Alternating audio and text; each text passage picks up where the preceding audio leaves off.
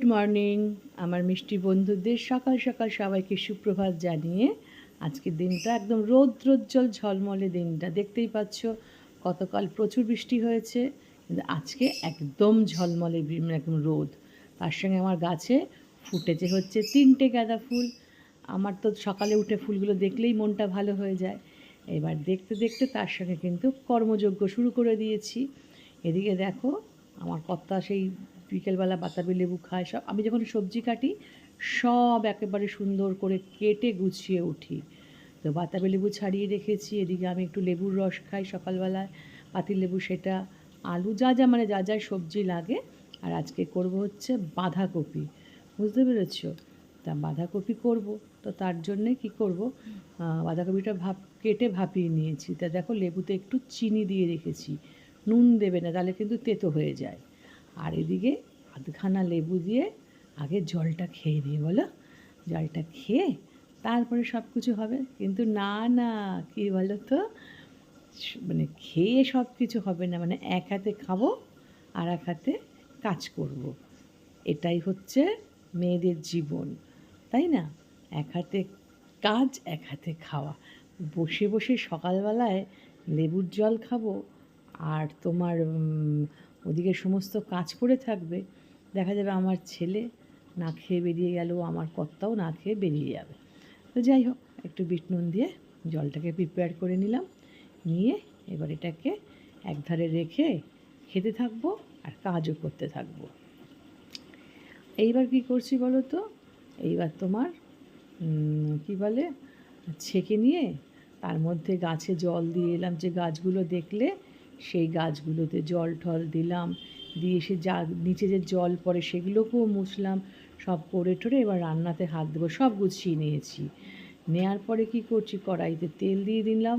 তেল দিয়ে আলুগুলো আগে সুন্দর করে তেলে ভেজে নেব।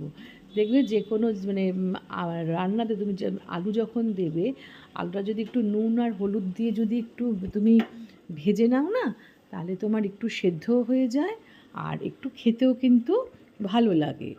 তো সেই জন্য আমিও তার ব্যতিক্রম নেই, বলো? তো আমিও তো শিখেছি বড়দের কাছ থেকেই। তো আমি আলুটাকে আগে সুন্দর করে ভেজে নিলাম, ভেজে নিয়ে এইবারে তুলে নিচ্ছে। হাতা দিয়ে আমি তুলি, জানো তো, মাঝে মাঝে খুন্তি দিয়েও তুলি, বলাটা ভুল, কিন্তু আমার মাকে দেখতাম হাতা দিয়ে তুলতে। তাহলে কী হবে, একসঙ্গে অনেকগুলো উঠে যায় আর কড়াইয়ের গায়ে নাকি তেলটা বেয়ে পড়ে না। এখনকার দিনে তো সবাই গ্যাসে রান্না করে, তাই কোনো অসুবিধা নেই। কিন্তু আগে তো কয়লার উনুনে করলে সেই তেল বেয়ে গেলে, পুড়ে গেলে কড়াই মাজা তো বিশাল একটা বিচ্ছিরি ব্যাপার।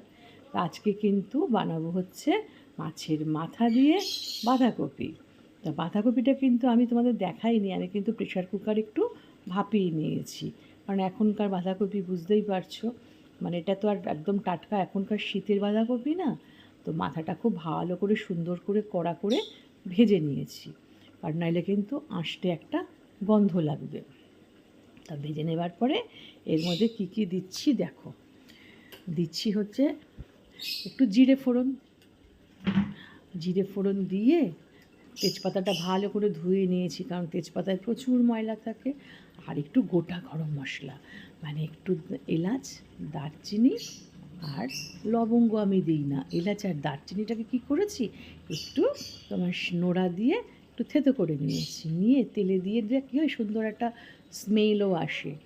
তো যাই হোক, তেজপাতা, গরম মশলা, জিরে, টমেটো, পেঁয়াজ, কাঁচা লঙ্কা সব কিছু দিয়ে সুন্দর করে ভাজা ভাজা করে নিচ্ছি। ভাজা ভাজা করে নেওয়ার পরে তারপরে কি করছি দেখো। তো এইটা না, কি বলো তো, এই যে সমস্ত টমেটো, পেঁয়াজ, লঙ্কা সব, আচ্ছা এই আদাটা দেখলে তোমরা, এই আদাটাও কিন্তু আমি আলাদা করে পেস্ট করে নিয়েছি। এই আদাটাও কিন্তু দেব। আদাটা আমি মানে অনেকটা বেটেছি, তো ওই জন্য একটু মানে মেপে দিচ্ছি, কারণ বেশি হলে আবার তেতো হয়ে যাবে। তো সেই জন্যে একটু মেপে দিচ্ছি। তো এই মশলাটা কিন্তু ভালো করে যদি তুমি না কষাও, তাহলে কিন্তু স্বাদও আসবে না, কিছুই আসবে না। তো যাই হোক, তো আমার কিন্তু আমাদের সঙ্গে কথা বলতে বলতে অনেকটাই হয়ে গেছে ভাজা। একটু হলুদ দিয়ে দিলাম, একটু নুন দিয়ে দিলাম, দিয়ে ওই দেখো নুনও দিয়ে দিচ্ছি, নুনটা দিলে হয় কি সুন্দরভাবে নরম হয়।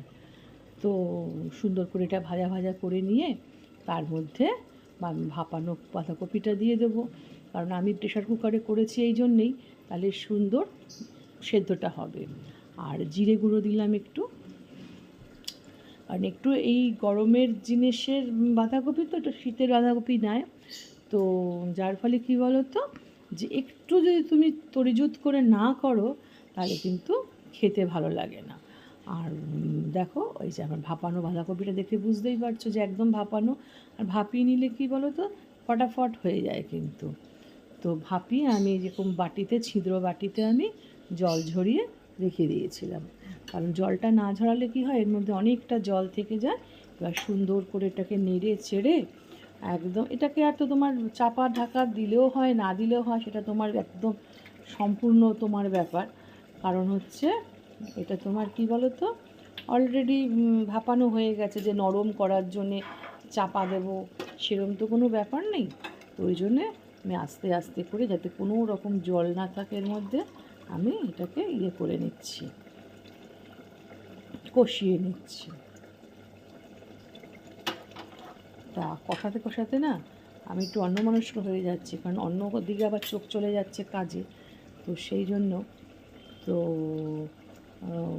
এক হাতে কষাচ্ছে আর অন্যদিকে না কী বলো তো, ওই একটা বেল বাজাচ্ছে, তো যার ফলে আমাকে আবার সেদিকে কনসেন্ট্রেট করতে হচ্ছে, কে এলো না এলো।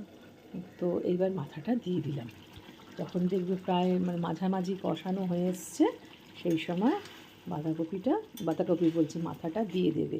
তাহলে কী হবে, মাথার মধ্যে যে জুসটা থাকবে সেইটা কিন্তু তোমার আর একটু আমি না খুন্তি দিয়ে একটু ভেঙে দিই, তাহলে কী হয়, মাথার যে ভেতরে যে একটা গিলু জুস থাকে, ওটা বাঁধাকপিতে গেলে বেশ খেতে ভালো লাগে, মানে একটু টেস্টি জুসি হয়। তো আমার প্রায় কিন্তু অলমোস্ট হয়ে এসছে।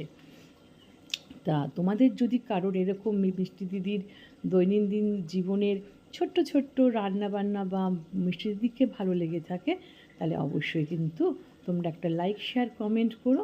পুরনো বন্ধুদের তো বলার কিছু নেই, দেখো একটু ঘি দিয়ে দিচ্ছি, যেহেতু অসময়ের বাঁধাকপি তো ওই জন্য। হ্যাঁ, তো তোমরা কিন্তু অবশ্যই মিষ্টি দিদিকে, নতুন বন্ধুদের বলবো পাশে থাকা বেল আইকনটা প্রেস করে আল বাটনটা টিপে মিষ্টি দিদির বন্ধু হয়ে তাকে একটু পাশের সাথে থেকে তাকে একটু মানে এগিয়ে যাওয়ার অনুপ্রেরণা জুগিও। আর পুরনো বন্ধুদের মধ্যে ছোটোদের তো প্রচুর ভালোবাসা, আর বড়োদেরকেও আমার প্রণাম, ভালোবাসা সবসময় জানাচ্ছি, আর অল টাইম তোমার সব বন্ধুদের ওয়েলকামও জানাবো। তা দেখো আমার কিন্তু বাঁধাকপি রেডি, আমি নামিয়ে কাচের বলে আমি করে নিয়েছি, ঢেলে নিয়েছি। যাই হোক, তাহলে আজকের মতো তোমাদের থেকে তো বিদায় নিতে হবে। সবাই ভালো থেকো, সুস্থ থেকো, সাবধানে থেকো, নিরাপদে থেকো, টাটা।